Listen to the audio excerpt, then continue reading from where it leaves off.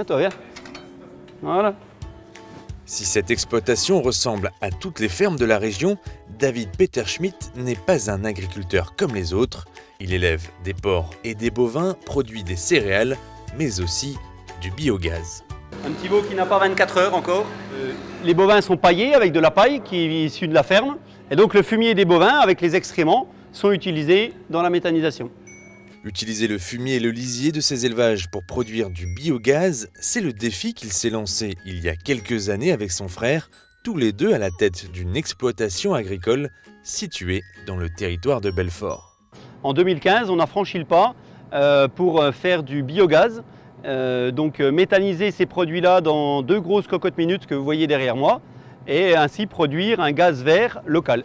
Le concept est simple, les matières premières qui sont constituées exclusivement de déchets naturels sont digérées par des bactéries élevées dans de grosses cuves. C'est cette digestion qui produit du gaz.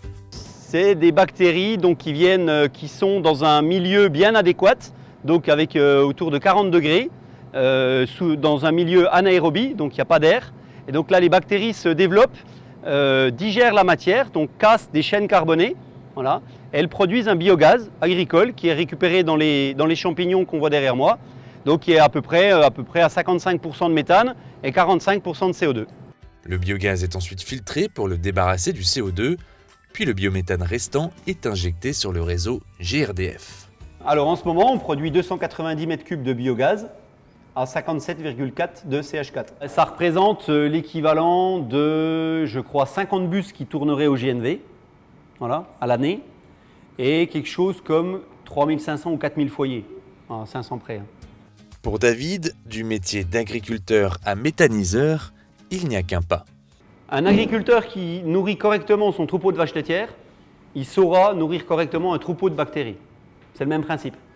La production de biogaz comporte d'autres avantages puisque la méthanisation, c'est un véritable cercle vertueux pour l'agriculteur.